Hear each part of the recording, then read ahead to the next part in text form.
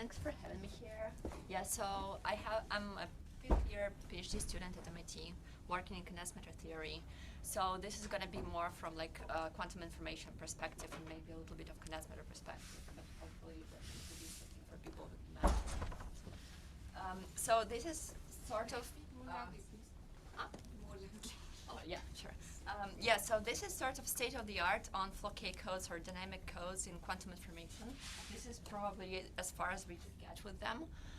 Another maybe state-of-the-art recent result was on LDPC codes, LDPC Floquet codes, but maybe this and LDPC Floquet codes is sort of state-of-the-art of what we have in this direction right now.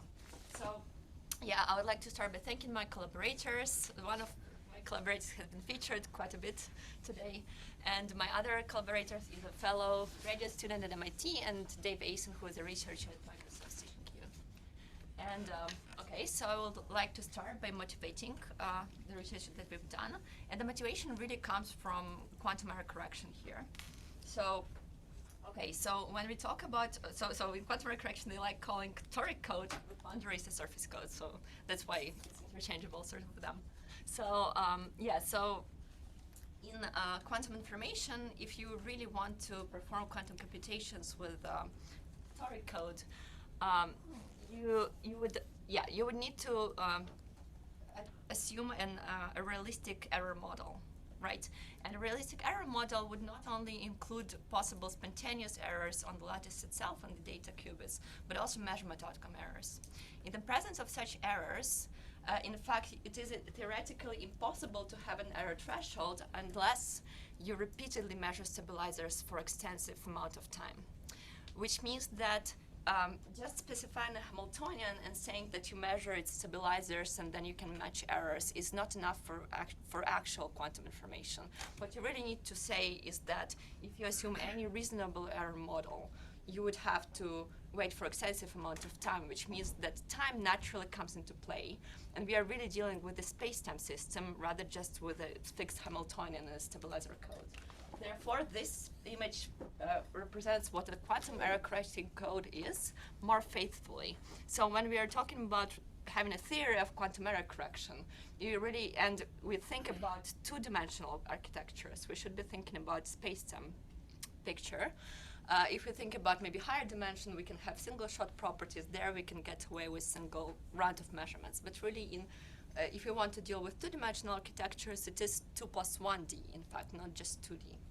So yeah, I would say that the bottom line of this is that measurements are unavoidable. So if we are going to do two-dimensional inspired quantum computation, we're gonna have to perform measurements with some regularity. So in this sense, the earliest proposal for realizing toric code and error correcting toric code after doing repeated measurements of stabilizers is already a trivial example of a Floquet code. Floquet meaning the measurements are being periodic. Trivial because we just do the same thing over and over in a repeated way. So the question is, can we do something that is more sophisticated than that? And surprisingly, the answer to that question only came in 2021. After this paper came out, where the first example of a Floquet code, which is called honeycomb code or Hastings honeycomb code, has been proposed. This is basically a different way of realizing toric code in practice by measurements. So instead of just straightforwardly measuring stabilizers of the toric code, we instead measure two qubit measurement. We instead perform 2 qubit measurements. And then we schedule a protocol where we perform these measurements with certain periodicity. In this case, it's period 3 sequence. And these measurements don't commute between each round. And because they don't commute, there is shared information between the 2 subsequent rounds that is stored in the next round, but the rest of the information is kind of randomized. And what happens is that after running for a single period already, we guarantee to arrive in a ground state space of the toric code up to randomness of measurement outcomes, which then we either correct or just record them. All right, so yeah, so the reason why it works is because the measurements have been set up in a very particular way, such that like you would very naively would think, very intuitively maybe you would think that you completely randomize all the information between measurements, right? Because you measure XX on one bond and then TZ on the bond that overlaps with it on one qubit, but in reality there exists sort of correlations between subsequent measurements, which are exactly the stabilizers of the topological code. And eventually we acquire information about those stabilizers. And if we start, for example, from a specific kind of a product state originally, we guarantee to end up in a specific ground state of the toric code after a few rounds. And then moreover, it has been shown to have a error threshold. And in architectures where measurement operations are native, the threshold is competitive with the toric code. Like the threshold is higher than that of the unitary implemented toric code. So these platforms include topological quantum computer and linear optical computation. And moreover, so this specific protocol, it's periodic, but after every period, it applies an EM automorphism of the toric code, the ground state. And yeah, and that is sort of like an intriguing property of this protocol that people found very interesting, and there have been several subsequent works exploring that. And that has been not very well understood until recently. Okay, so what is a more general Floquet or dynamic code? It is some sort of protocol of perhaps anti-commuting measurements in arbitrary dimension. And ideally we wanted to prepare a code space, we wanted to conserve certain amount of logical information from round to round to be error correcting, and here we want it to be topological. And so what is the difference with the way people usually approach error correction? It is that usually when people define error correcting codes, they would assume that we have a stabilizer model which corresponds to a Hamiltonian, where the terms correspond to the local terms in the Hamiltonian. Then the ground state subspace of that Hamiltonian would be the stabilizer state of this model, and then error correction is related to excitations of such a model. And you would be able to do quantum computation on that by, say, unitaries or some other procedures like lattice surgery. But really, the issue with this approach is that it's very static. It is not native, like the fact that you have to, for example, repeat measurements of stabilizers is not really built in here. And you might be losing some additional structure that might be more natural. So Floquet codes are sort of have this structure built in because we already take a assume a space-time picture from the beginning, and we assume that we already are performing some measurements, and we just don't specify the purpose of these measurements really. We ideally would want this, because we don't even have a definition yet. So we sort of probably want these measurements to encode information. We want these measurements to also extract stabilizers. But in fact, we know that these measurements might be able to do something more. They might be able, for example, once you return to the same precise code, they might be able to perform an automorphism of that code. And that's something that is not well defined yet, but we're saying, okay, we at least know that automorphism is one example of what we can do with these measurements on top of encoding and error correcting. And so it's been 2 years since the first paper came out, and people already think that there is some history going on because quantum information community got really excited. And there have been a lot of works, mostly from quantum information community on this topic, but there are still plenty of open questions. Specifically, we don't have a rigorous definition of what Floquet code is. We just have like a very intuitive definition. Then we don't know what they're really capable of, and our work partially answers that question. Then we don't have many generalizations. We have maybe a few examples. We have fractonic codes. So we have this and that model, most of which are based on existing fixed point Hamiltonians that we already know we can do using regular stabilizer approach. But we don't really know, like, what is the space of possibilities? And we don't have like a theory of Floquet codes really. And we also, boundaries have been a long-standing open problem of Floquet codes because it quickly became apparent that putting this kind of protocol on this patch with boundaries causes all sorts of problems, which I will address a bit later. And so we sort of, I would say that we addressed this question and this question, and our approach was rather quantum info based, but there's definitely a lot of space for enriching it with like much more rigorous theory. All right, yeah, so now I'm gonna summarize our results. And after that, I'm gonna explain better like what I mean by being able to implement automorphism and what exactly we're doing. So the main expected application as things stand is quantum memory. yeah, yes, originally, yes. But so what I'm trying to propose here is that we should be able to also embed quantum computation into the code itself. So we don't need, like ideally, we won't need to do quantum computation using some external tools. You in fact can just, the same thing will be doing quantum computation by itself. So quantum computation, error notwithstanding, has dynamics in it. What if the dynamics intrinsic to the computation catches up with the dynamics? Yeah, it's just you can say that computation itself is a state that is related by unitary to, like initial state related by unitary to final state. If you can implement that unitary by a period of dynamics, you have achieved the computation. That would be your non-trivial dynamics. Yes, that's sort of the idea. Yeah. Okay, and then before I'll be able to explain what we really have done, I really have to introduce the approach we've been using in order to like understand these codes. It is the approach of finite condensation, which was actually originally proposed for full K codes in this paper in last year. And yeah, so the idea is that you can pick a parent theory, and there will be a single parent theory. And from this parent theory, you can actually perform a condensation to each to the state of full K code at each instance in time. And these measurements can be interpreted as the sequence of condensations. That's really what is going on.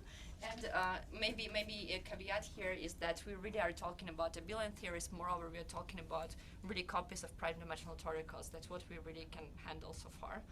And yeah, and then a sequence of condensation can be viewed as a set of temporal domain walls. Okay, so our result is, yeah, so our main result is the following. So we really propose to look at dynamic or full K codes in the following way. We can choose a parent model that is not necessarily the same as for other non-full K codes. And we can choose a reference condensation, which gives us a class of isomorphism for child theories. Then, as a next step, we propose the construction which is called the condensation graph, which means that we basically chart a graph where each node is a child theory, and each isomorphic child theory will be put in a graph, and there will be an edge in the graph whenever the transition between the two child theories corresponds to reversible condensation, which I will explain later. But basically, this is a graph where we have allowed child theories that are isomorphic, and there are a lot of transitions. And then basically what we can do, we can draw any path on such a graph, and we will know that will be put in correspondence with a sequence of condensations. And that can be, and it turns out that once you perform a cycle, so you start from some point and you end up in the same point, each cycle can be labeled by an automorphism of the corresponding topological order. And then finally, yes? Are you implementing these condensations with measurements, though? Or yeah, so we started by just stating that there exist condensations, right? You don't have to be able to do that by measurements originally. But ultimately, we're interested in examples where we can translate condensations into measurements, yeah. Yeah, like ideally few qubit measurements, yeah. And yeah, and then finally, yeah, so basically the last step is when we already have determined which cycles and which automorphisms we would like to realize. We we ideally want to be able to translate that into a sequence of measurements and then check if that sequence of measurements will be error correcting and will lead to fault tolerant code. And what we did in our paper, in fact, we proposed working examples of that where they were quite simple extensions of the existing honeycomb code. So in fact, we just needed sort of 2 copies of that honeycomb code, and that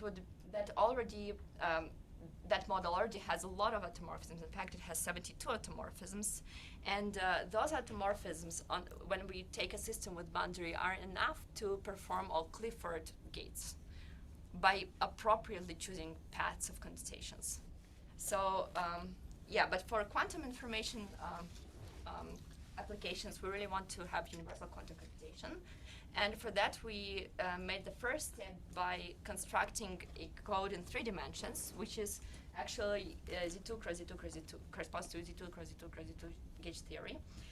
And for that code, we have an additional automorphism, which Mason actually talked about. It corresponds to third cohomology, piping like in this 2-dimensional SPT system. And in that case, we achieve an additional non-Clifford gate. And if we are able to combine these together, the Clifford gate set and the non-Clifford gate, we would be able to achieve a universal quantum computation, which would be our ultimate goal. But currently, we just have these separately.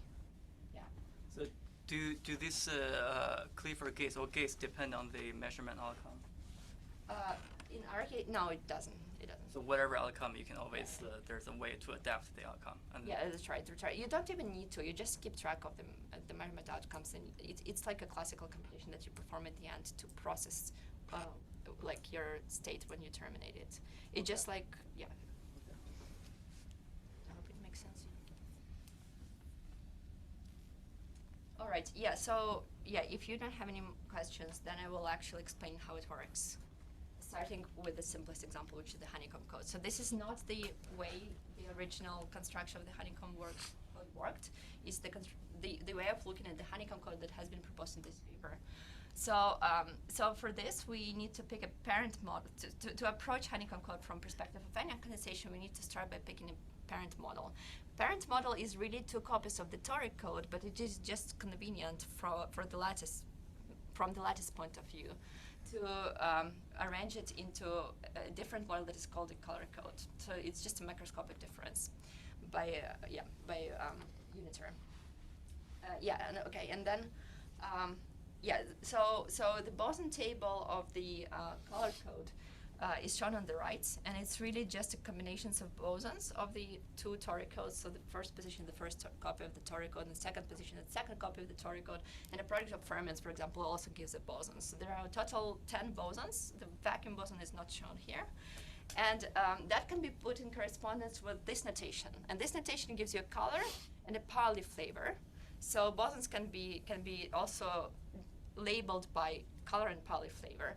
And this is very convenient for the following reason. The fusion and braiding can be very neatly seen from this table. In particular, the 2 objects in the same row always fuse to the 3rd object in the same row, similarly for the column. And for braiding, the boson braids trivially only with the bosons that are not in the same row and not in the same column as it is. And that sort of summarizes it, because it's just 2 copies of the toric code. Everything else is sort of known, and you know that you can obtain all the fermions by taking product of bosons at 6 thirds level. And okay, so what is it? The honeycomb code can be specified by a sequence of condensations, which is shown on the left. It's a sequence of 3 condensations that is repeated infinitely. So first we condense an Rx boson, then GY, and then BZ. And then upon completing a cycle, we actually apply an EM automorphism, which I will try to explain why now. Okay, so so imagine that we start by trying to condense an Rx boson. Then what happens is that in the new category, it will become associated with a vacuum simple object. And then all the anions that that braid non-trivially with this boson we want to condense will become confined. So I crossed them out. Okay, the anions that are related to each other by fusing with the vacuum object will actually become identified. So these will become, for example, new anions of the new theory. And then the new theory can be summarized as the simple objects in the new theory can be summarized as this. And then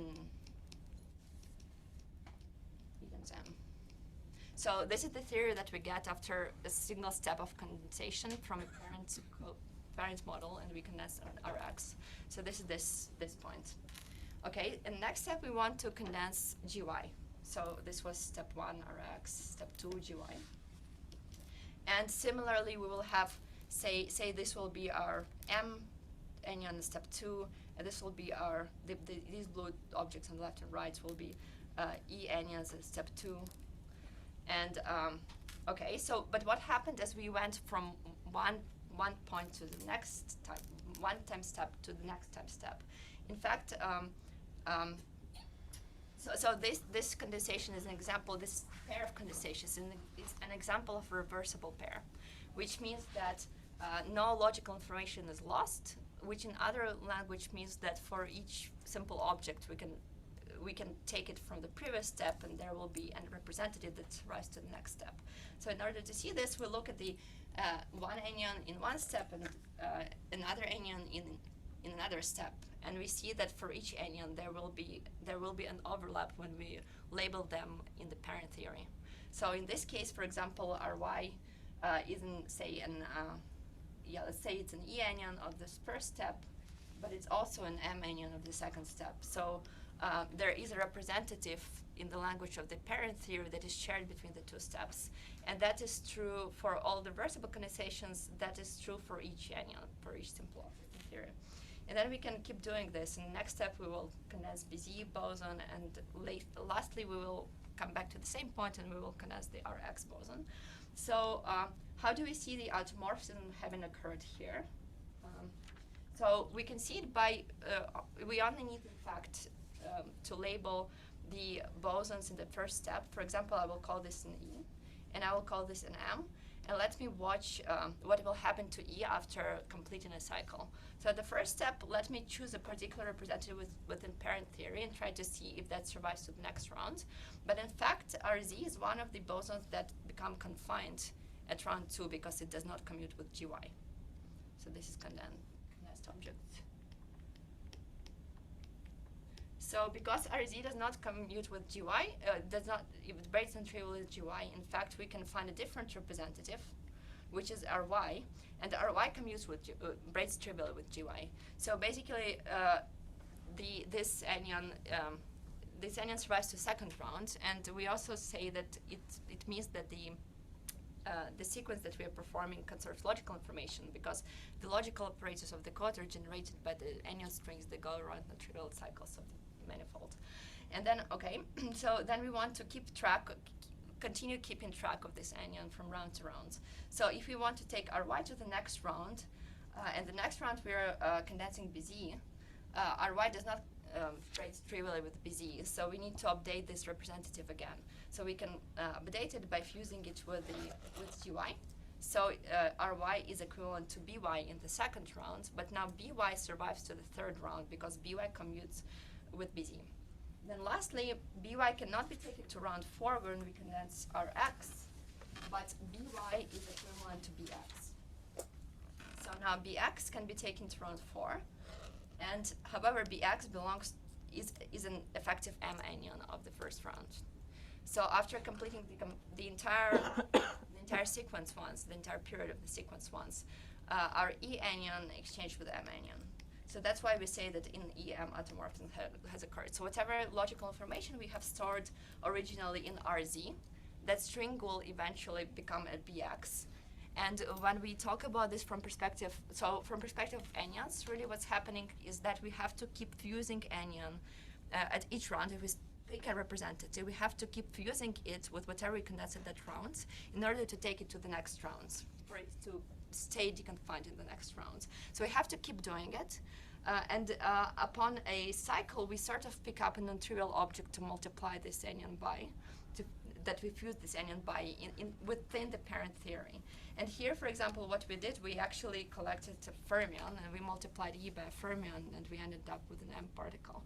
So we basically ended up picking up a non-trivial anion, and now we ended up with a different anion. It could have been different. We could have ended up with a trivial automorphism if we chose a different sequence. And in the language of quantum information, what really is happening is that to condense an anion, we perform measurements, and to take a logical string from one round to another, we have to sort of multiply by the measurement outcomes, and then this logical string still makes sense in each next round. So we say that logical information is also conserved in this fashion. So moreover, there exists a neat way to represent the condensation graph of the honeycomb code in the following way, of the family of honeycomb codes this time. It actually resembles itself a toric code. So if we we consider all the simplest ways, all the simplest types of condensations where we just condense a simple boson, then we can arrange it as a 3x3 chart. And here there is, so this is a different table than I showed you before. Here there is an edge between the two vertices if the condensation is allowed between the two vertices. And this will be on a torus this time. The statement is that that if you draw a cycle, that will be an allowed condensation sequence, and if a cycle is contractible in the torus, that corresponds to a trivial automorphism, and if a cycle is non-contractible in the torus, this will be an automorphism of the toric code. So that summarizes the honeycomb code. However, there was a caveat in what I was saying that consists of the following. So the condensation sequence that I showed at each step, it made sense if we started from a parent code at each step and we performed a condensation from the parent code. But in reality, we want to always stay within one child model, then go to next child model, and then go on. But gone from one child model to another child model is not really condensation, because really in the next step we condense a confined object, and that's not a well-defined operation. So when we talk about condensation sequences, we sort of mean condensations from the parent model. However, when we actually try to do this in a lattice, it turns out that we never need to prepare or to deal with the parent model at all. We can just perform, so say condensing this algebra and condensing this algebra correspond to some sort of set of measurements in one. This corresponds to some sort of measurements in two, if we started from a parent model. But in fact, we just can start with an arbitrary product state and perform these measurements as if, just as if we wanted to obtain child theories from them. And that will already suffice. That will prepare the child model eventually after a few rounds. And it will act as if it took us from one child model to another in an appropriate way. And we don't really understand why. Somehow it looks like measurements do this, like, engage us and bring us to a parent theory and then condense us down back to a child theory. Somehow they do two actions at once every step. But we don't really understand it theoretically. So the best way we understand it currently theoretically is to understand everything in the language of the parent model, and then hope that it will work out on a lattice. And so far it did. Okay, so here I sort of prepared everything to tell about our results. Do you have any questions? So in our work, we proposed the following idea. So the picture that I just explained to you, it wasn't that clear by the time we started working on dynamic automorphism codes. So really we sort of tried to propose a general way of looking at dynamic or Floquet codes. And we call them dynamic because we really don't need the measurement sequence and the condensation sequence to be periodic anymore. So what we propose is that one can take a parent model and then choose a child model that can be obtained by a certain condensation from the parent model, and then find all other child models that we can obtain by such that the condensations connecting each next child model will be reversible condensation in the sense that it conserves logical information or like allows us to update every deconfined anion to some representative of deconfined anion in the next step. And then that allows us to construct the most general condensation graph for this imaginary dynamic code for now.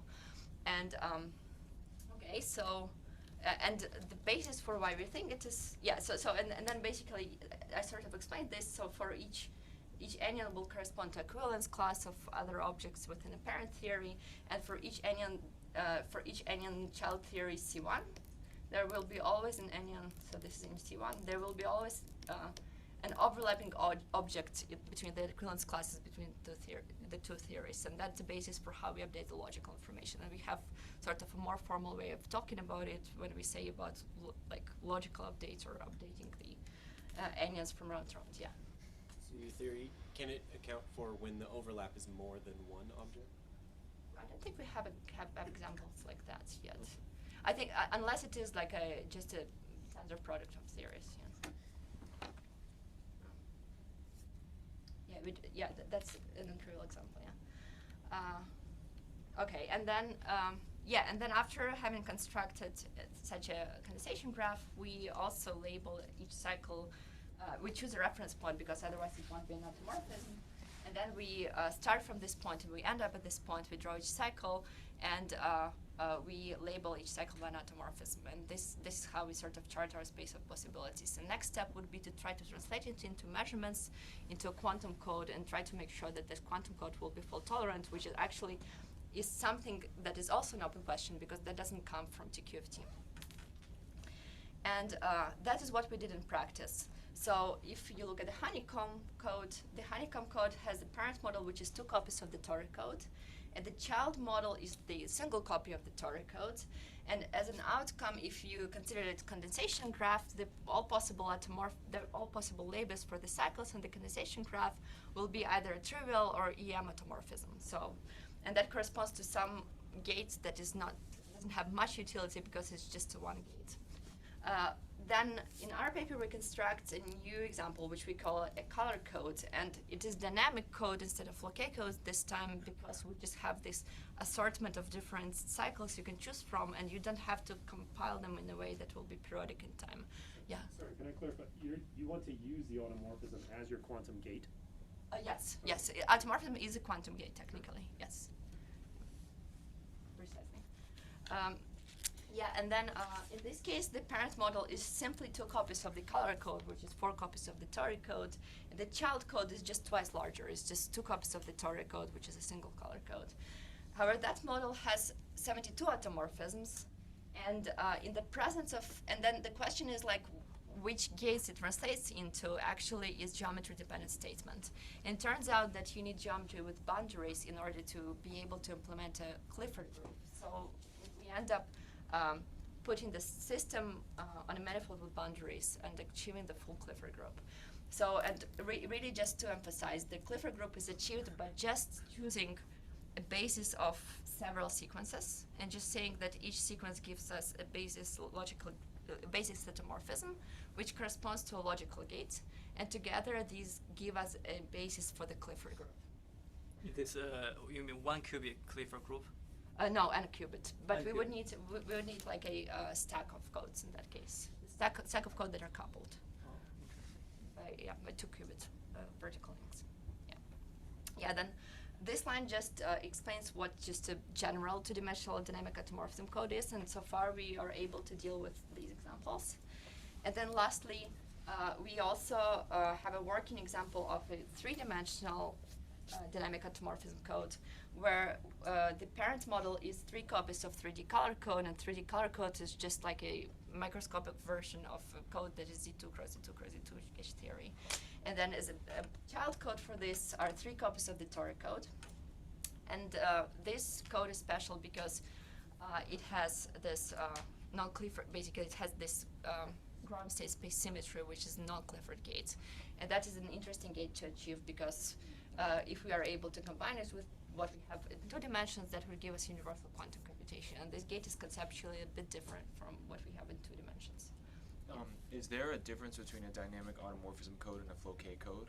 Why aren't you using the word Floquet code anymore? Yeah, we are trying to generalize, what people had so far. And so far for Floquet codes, people would just specify a measurement protocol, and they would assume that this measurement protocol will repeat periodically forever. For dynamic automorphism code, technically, if you want to be able to embed, now you have like a set of Clifford gates, right? Like a set of gates that you want to be able to implement. It's not interesting unless you can hand me an arbitrary sequence, and I can translate it into a code such that it's a product of different gates, right? So for example, I have these automorphisms, I don't know, phi 1 to phi m, that corresponds to the set of unitaries acting on my logical, like say n logical qubits. But now it is not interesting unless I can combine them to give an arbitrary unitary, which is just a product of U1 times, I don't know. So I want to be able to take a product of arbitrary unitaries. But then I have to have this flexibility of changing the measurement sequence, which, yeah. So why were they interested in Floquet codes the first time? Like, Because no one knew about automorphism at all. It was more like, so original proposal was more like a way to perform quantum computation based on measurements. in an architecture that is very similar to my own platform at Microsoft. That is really the purpose. And then later it was sort of like a game to see what you can achieve with these kinds of, like playing by these rules. I see. So the original one was just an EM swap, which is pretty boring if Yeah. you're just doing, if you can't do quantum computation with Yeah, that. yeah. I see. Yeah, and no one actually no one even thought about this as a tool of performing quantum computation to start with. It was really considered only, like full K codes used to be considered only as a quantum memory itself. So I would say that our work is the first to propose to consider using automorphism as a quantum tool for quantum computation. Yeah. So sort of the previous paradigm was we made these like Tor code states with like this repeated measurement. And we want to apply a gate, we apply some unitary, and that applies the gate. Precisely. And now you're saying that another way of thinking about it is I decide what gates I want to do, and then those all correspond to various kinds of automorphisms, and then I compile that into some interesting measurement sequence. I just apply this measurement sequence. Precisely, yes. And I don't have to do, okay, so it's just a different, kind of a slightly different thing then. Yeah, it's a different model of quantum computation itself. And then we we spent most of the space in our paper showing that could be correcting. But if you want to do like universal quantum computation, in the in the service code, you need these like magic states to T-gate. So then, do you have an idea like to combine this with magic states to be able to do? Yes, we do. So, that's a good question. So there exists a concept that is called dimensional jump that specifically works for color codes.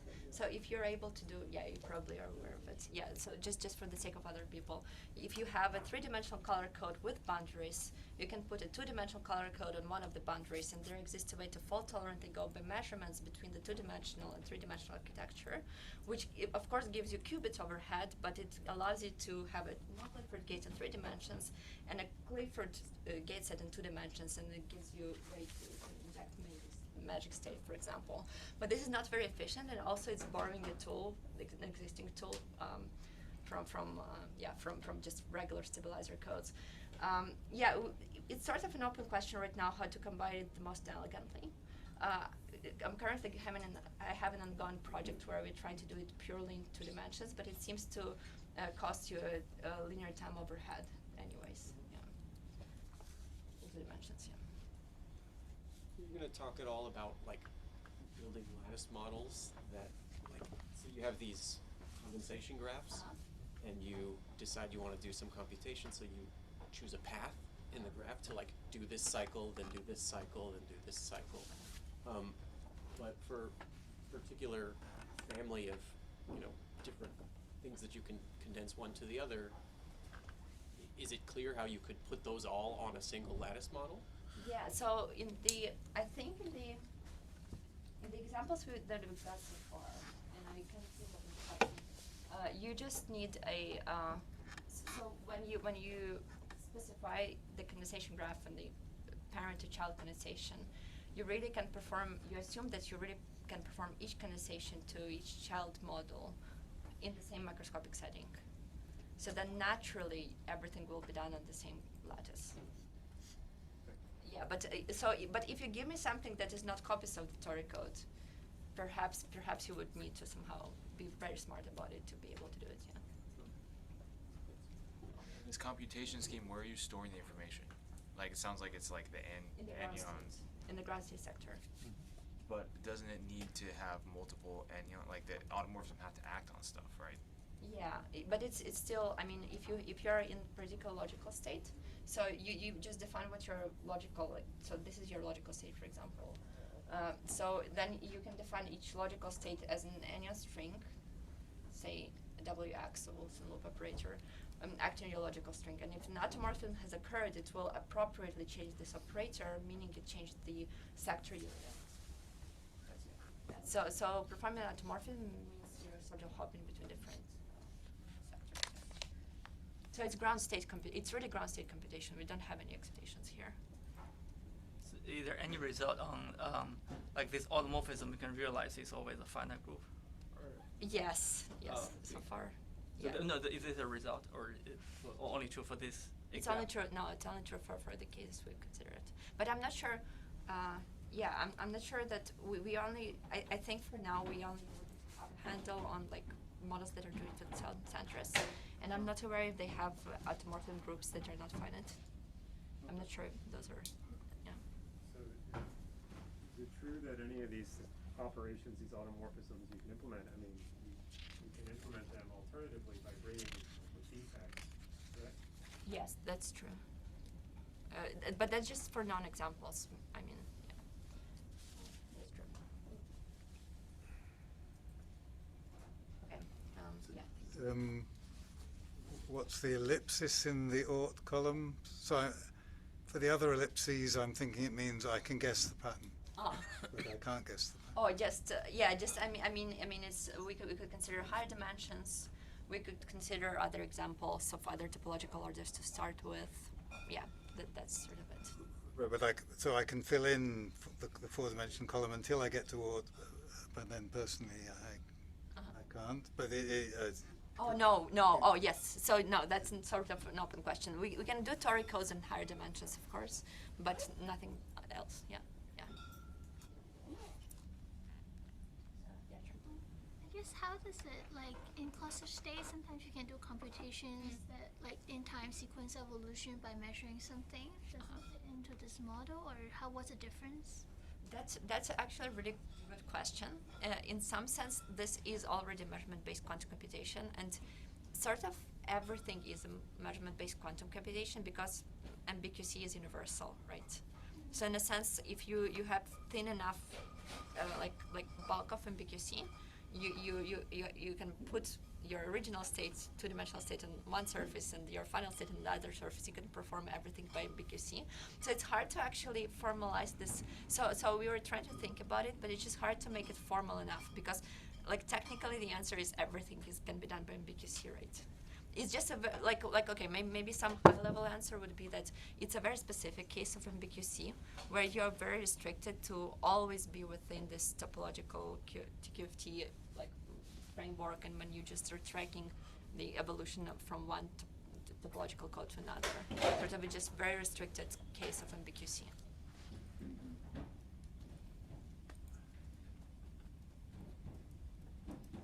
With a lot more structure, maybe as well. Yeah.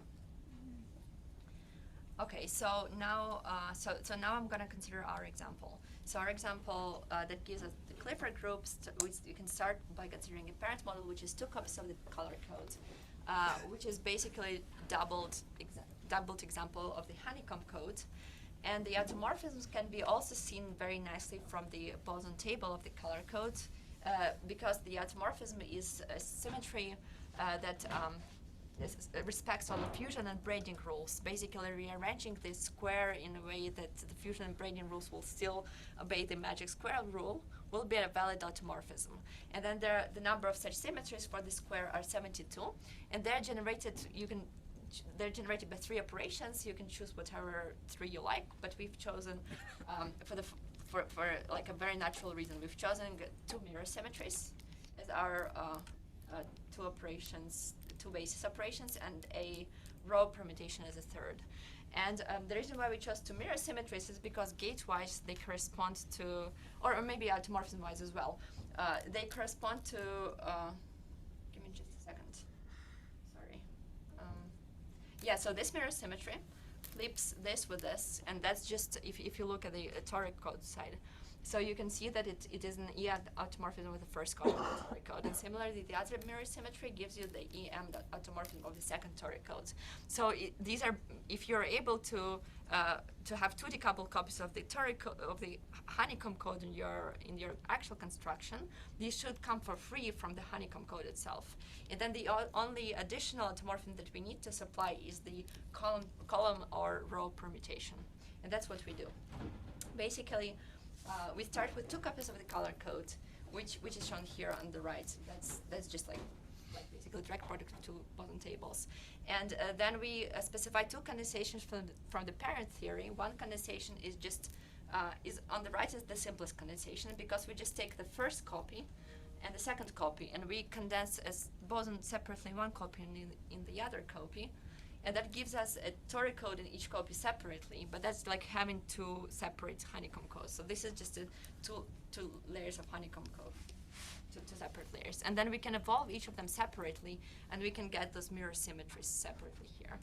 Then the other kind of condensation that we have is sort of a diagonal condensation, where we condense a product of bosons between the two color codes. So for example, so this is layer 1, and this is layer 2.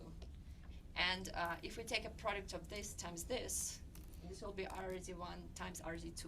So we condense that object, and we condense this object, which is BZ1, BZ2.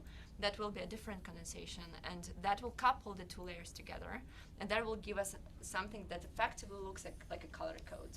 And this is a really microscopic distinction, because we sort of already like preset what we call a color code here, how exactly we pair our tori codes into color codes. But in reality, we're talking about isomorphic child theories, but we need to somehow break this degeneracy to tell apart which actual symmetries we realize. It's like a reference point. So by choosing this condensation, we get a color code. And that is something that we actually use as a reference point. For example, we can go from the color code, and now we actually can use the measurements corresponding to the condensation that I showed to achieve every possible point of the condensation graph. And it turns out that only one way of achieving color code that I showed is sufficient to get the basis of automorphism that gives us all 72 automorphisms. So we will start with the color code, then we can basically unfold the color code into two decoupled copies of the tori code. We perform mirror symmetries if necessary, and then we perform the necessary number, intersperse it by the necessary number of these row permutations. So one of the, for example, this, one of the cycles will give us a row permutation, and then together that will give us the basis of all automorphisms. And the way the logical, like the onions are updated from round to round is done in an analogous way to how I showed it for the for the honeycomb code, which I don't need to show, I guess, one more time. Okay, and then, however, if we just do this on a manifold without boundaries, it is only possible to do the real part of the Clifford group. We are only able to do, like, when we translate it into gates, we are only able to do real gates. And we need to do some sort of trick in order to actually get a Clifford group. And the tricks involves putting system on manifold with boundaries. Now, boundaries have been an open question in Flokekos for the following reason, because people did not really put the automorphism that Flokekos performs in the context of boundaries. They really didn't connect two things together. And what happened is that the most naive ways of putting this, like the Flokekos on a system with boundaries, would actually lead to a protocol that doesn't keep the boundaries invariant. For example, if I specify that I've started with E and M boundaries, and I perform a sequence of measurement that implements a honeycomb code, I will end up actually swapping those boundaries. And from perspective of fault tolerance, that's not a good thing. It means your logical operators also have to sort of like jump around on the manifold. So in fact, moreover, that this EM automorphism corresponds to a neutrality to topological index, and that is paper by Dave Asen and Jongwon Ha and others, where they show that basically there does not exist a manifold with boundaries where you can perform an EM automorph this kind of Floquet protocol without period doubling. And however, we are interested in specifying like a non-pathological boundary, and we know what sufficient rules are, sufficient condition for that is. We don't really know what is the minimal condition is, though. So the sufficient condition is the following. So if we know how each anion in the child theory updates from one round to another, and when we start with specified boundary, say boundary B, and we know that this boundary condenses a given anion, then this anion at round T, it is say anion A, and at round T plus 1 is an anion T plus 1, then we have to demand that this anion, if the anion AT goes into anion AT plus 1, it has to condense in the same boundary geometrically.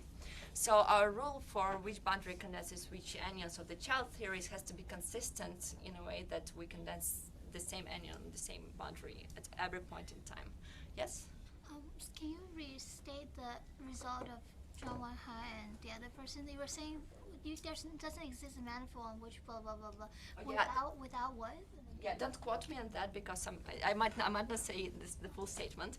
So the statement that I was trying to say is that you cannot have a EM automorphism implementing a Flokeka protocol on a system with boundaries without period doubling or without period doubling. Or or you can have it without period doubling, but then it won't be considering logical information. And by period doubling, you mean there's going to be a shift on the boundary, right? Is that what you mean? Oh, period doubling is the bulk of yeah, no, what I really mean, no, if there is a shift on the boundary, it does not conserve logical information. What I meant by period doubling, you have to change the bulk protocol such that its period is doubled in a particular way. And that period doubled sequence could be consistent with the boundaries. In the current language, it would just mean that you have to have a bulk sequence that does not implement any automorphism, and then you're allowed to put that in a system with boundaries. And this is only for gap boundaries, right? Yes,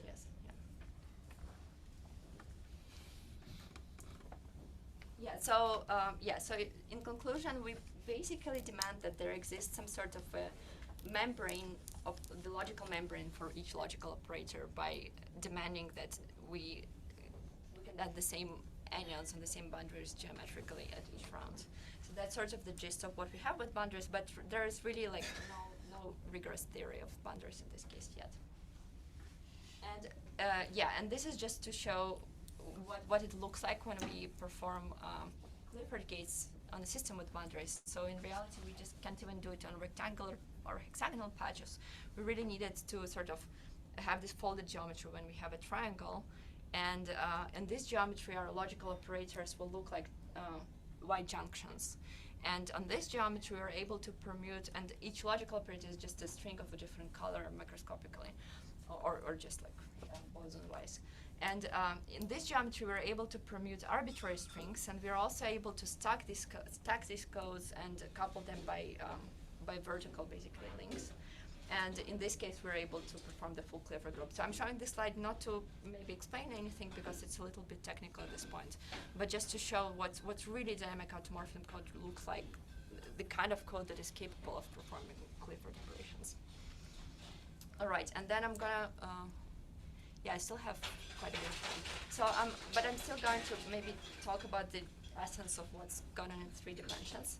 So in 3 dimensions, we don't have a neat, we don't have a neat macroscopic picture. We don't have any TQFT picture. So we sort of approach it more on a microscopic level. So in 3-dimensional color code, it's corresponds to the 2 cross Z2 cross Z2 H theory, and it has 4 colors of 3 independent colors of string operators of point-like anyons, and it has 6 fluxes, out of which only 3 are independent as well. And basically, that will be our child theory that we want to have, because this child theory by itself has an automorphism that corresponds to a non-Clifford gate, and that automorphism corresponds to a third so that is given by structure of a third cohomology. So we obtain that in just if we have a 3-dimensional color code, we can obtain this gate by piping a 2-dimensional SPT that belongs to the third cohomology. And that's something that Mason mentioned in his talk, and Nat, I think, mentioned closer to the end of his talk. So, 3-dimensional color code has this non-Clifford gate that we want to implement by anion condensations, but we don't really know how to approach by anion condensations, so we ended up solving it in a microscopic way. So, in a microscopic way, so that's the kind of defect that we have. And in a microscopic way, basically what we do, we know a sequence of condensations that corresponds to 2-body measurements that implements a trivial automorphism. And then we know the gate that we want to achieve, that is just a on-site unitary. And then we just try to imagine that by the end of the sequence, we acted on by this unitary, and we try to absorb it into measurements. And this way, we are able to turn our Pauli measurements into Clifford measurements. And these Clifford measurements basically end up giving us we can probably end up giving us a non-Clifford gate. And yeah, so basically we start with a color code here and we end up with a color code here, and there are microscopically decoupled copies of Tori code at each step in between.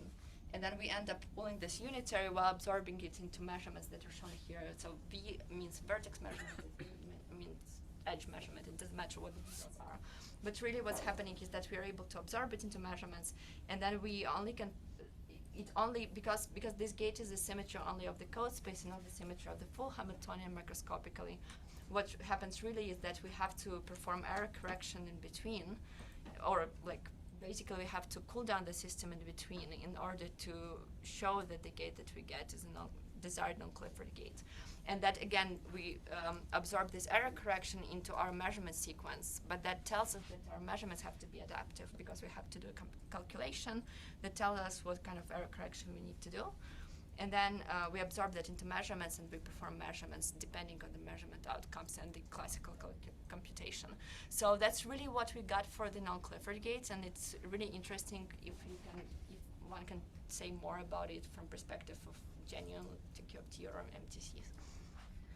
Yeah, and so now I'm just gonna go over our results one more time in maybe more structured way again.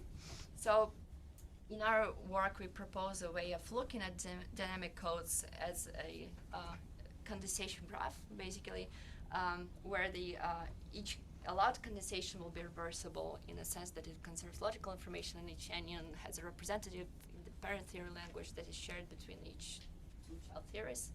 And such condensation graph gives us a space of possibilities where we can choose cycles, and if we follow this cycle, we are guaranteed to conserve logical information. Then we are not guaranteed to have an error correcting code still. It might not possess a threshold, so that's some microscopic information that is lacking in this picture, unfortunately. So that's one open question. Then each cycle is labeled by automorphism, which tells us that there is a classification of these cycles by automorphisms. And if we chose an appropriate parent model such that the child model has enough automorphisms, and we were able to obtain cycles that realized enough of those automorphisms, we were able to turn that into a quantum computation. And then we had these examples where we already got a full Clifford group for quantum computation and a non-Clifford gate, and we were working toward trying to combine that using some native measurement procedure. And so this is sort of advertisement of our microscopic results. So if we just naively take our results and apply them to a manifold without boundaries, then we just don't get a full Clifford group, but we get 72 automorphisms, but it's a neat two-body measurement set of two-body measurement sequences. Then in order to perform a Clifford group in 2 dimensions, we need to put it in a system with boundaries, and we worked out all the details, and we sort of laid down the foundation for the error correction in these kinds of codes, and we worked it down to a point where we know every measurement at every step and every stabilizer at every step. And then in 3 dimensions, this is what a 3-dimensional color code lattice looks like, and we showed how to do a non-Clifford gate, but we need to do adaptive measurements, and we need to perform Clifford measurements for that, and not just Pauli measurements. And then finally, we developed some theory of quantum error correction that is rather microscopic and not macroscopic. So finally, these are the open questions. So we don't have good general theory for what we are doing when we talk about it in the sense of anion condensation. We really view it from perspective of the parent theory, but when we implement that on a lattice, the parent theory is never really needed. And that motivates the question of what if we did not have a single parent for the entire condensation graph, but rather we had a parent for each pair of condensations, and the parent would change, for example. Could that be a possibility? So, are we even considering something that is the most general? Then, so that's this question. And then we don't have a general theory. We don't have any non-trivial, non-abelian examples. For example, we don't, of course, have any theory for more general MTCs. And then for quantum information, for purely quantum information applications, we have not achieved universal quantum computation yet. And we don't have a really nice rigorous theory of fault tolerance in dynamic codes. And finally, an interesting direction would be to consider non-local codes that have very nice encoding rates and very nice mathematical structure behind them as well. That's all. Thank you.